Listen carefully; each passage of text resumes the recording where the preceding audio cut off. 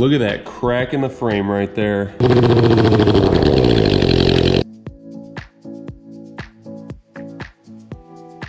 What is going on, guys? We are back in the shop today. I am going to be showing you what happens to the bikes that are a little bit too damaged for me to repair. I have a couple behind me right now, but specifically we are going to be focusing on this 2006 Special Edition ZX10. It's got some crazy front end damage. Let's take a look at it.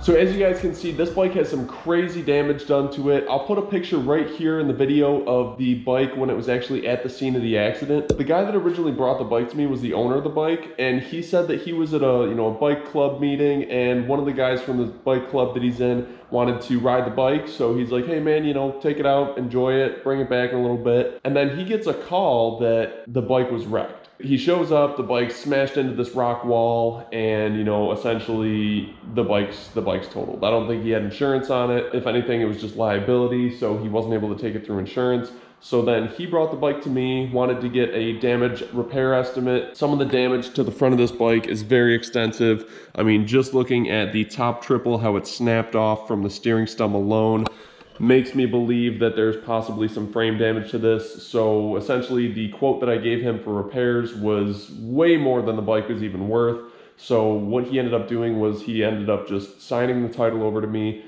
since he didn't have any use for the bike. And he basically gave me permission to break the bike down, use it for parts and everything along those lines. Now, I do not have a key for this bike.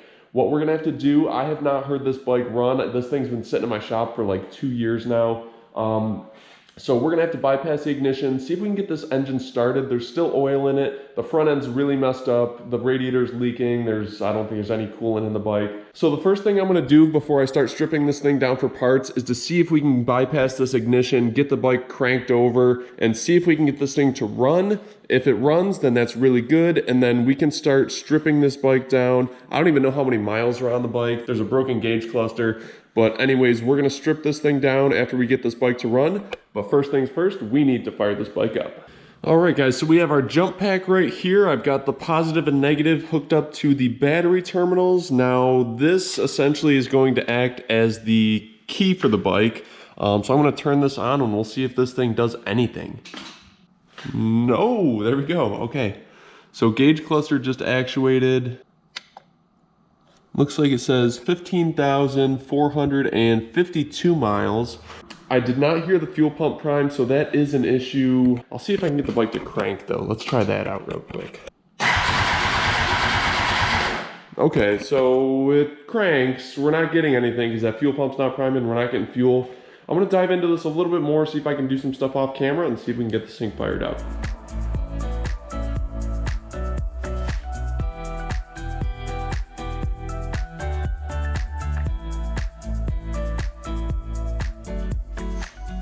All right, so I just took those side plastics off just so I could have a little bit better access to in here so I could look at some of the electrical stuff, see why this thing is not firing.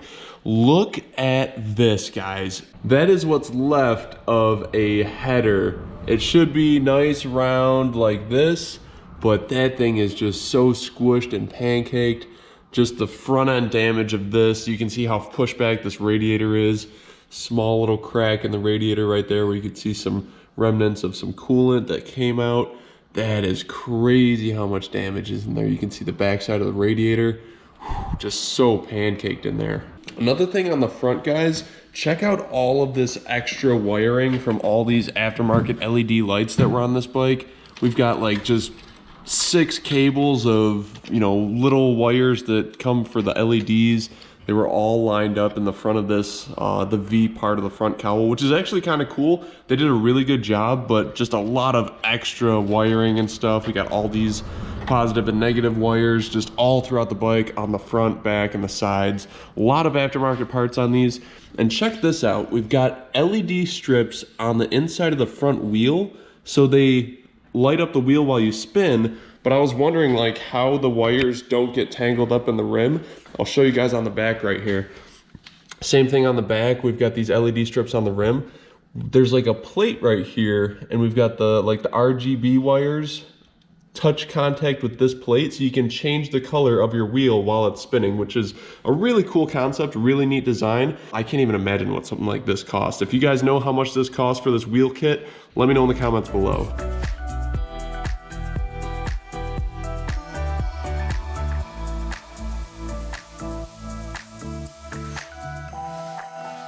So check this out, guys. We just took our fuel tank off just because I didn't hear the fuel pump priming. I wanted to see if I could spray some ether into the air box, see if we can get this thing to at least fire since there was no fuel getting delivered to the motor.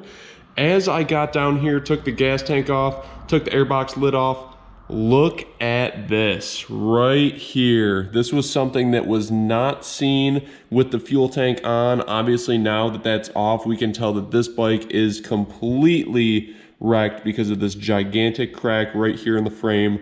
This frame would not have been roadworthy. It would have been way too expensive to repair something like this. So this bike is definitely getting parted out for this reason right here. So now let's get some ether. Let's see if we can spray this in here, see if we can get this motor fired up.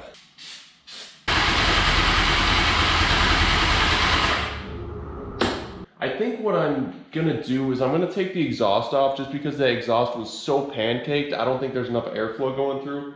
And I might take the airbox off completely and get down to the spark plugs and see if we have spark, because that might be an issue why this isn't running. So let's hop into that.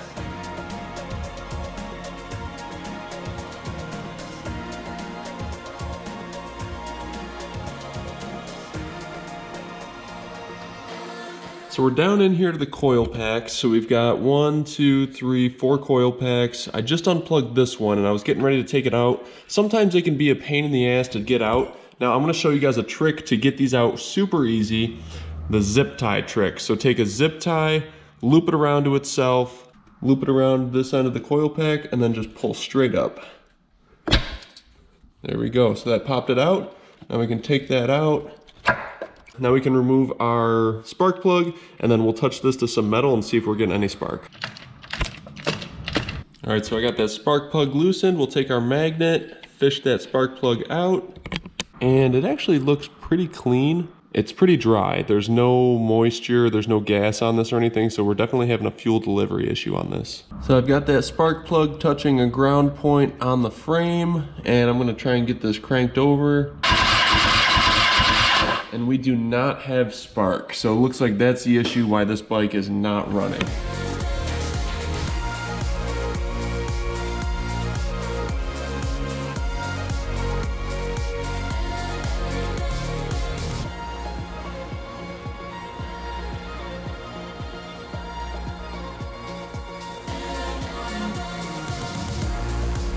So I was just going through cleaning up some more of the wiring from this bike, all of those aftermarket LED lights and everything. Here is a big chunk of the wiring that I just removed from the bike.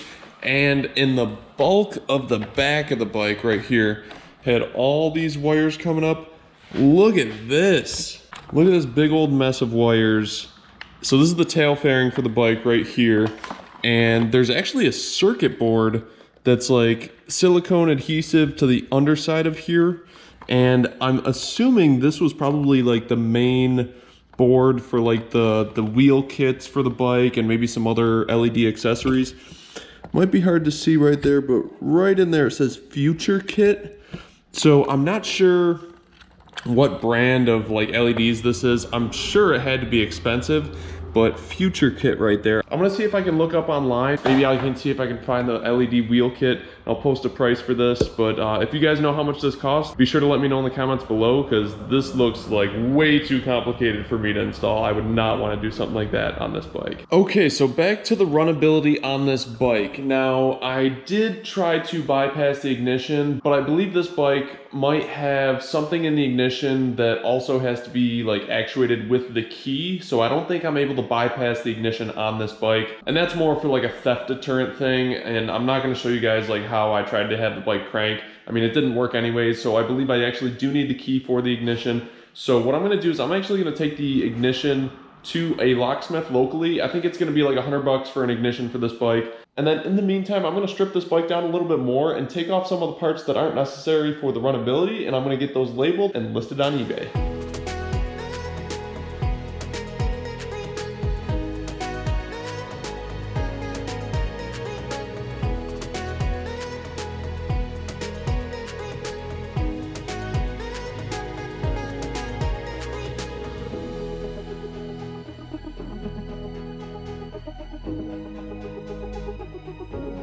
Alright guys, so it's been a few days since I dropped off the ignition to the locksmith. Unfortunately, they were not able to get a key made for the ignition. So in short terms, they weren't able to make a key. So I had to kind of make something work on my own for the ignition. So now when we turn the power supply here, this acts as the key for the bike. I'm not going to show you guys how I did that because I don't want you guys getting any funny ideas.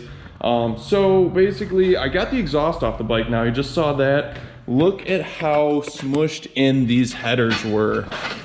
A lot easier to see now with this off the bike. Look at that right there.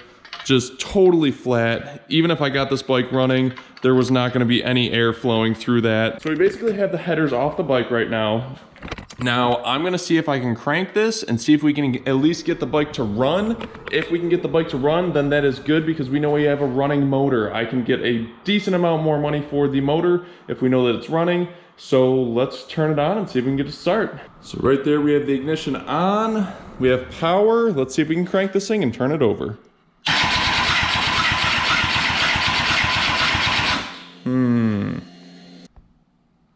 I just realized why it's not starting. Come here. Let's look. Teachable moment right here, guys. This right here is a ground wire for a power commander.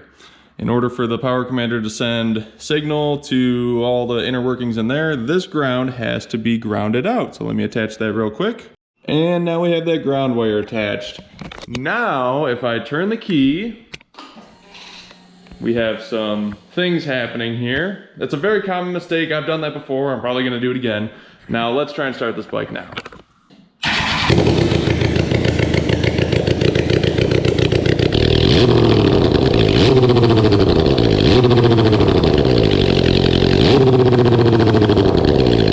All right, so it does run. Clearly you just heard that right there. It's a little goofy. It's not gonna run obviously the best because there's no exhaust on it. So now I can list this up as a running motor, and now I can continue disassembly of the rest of the bike. So I'm gonna time lapse this. I'm gonna strip this bike down. I'm gonna list the parts on eBay. If you guys need any 06, 07 ZX10 parts, I will put a link in the description for my eBay store because I'm gonna be listing all these parts up there. So if you're working on your bike and you need some replacement parts, I'll have this whole bike listed on my store. So go check that out in the description below. Now let's tear the rest of this bike down.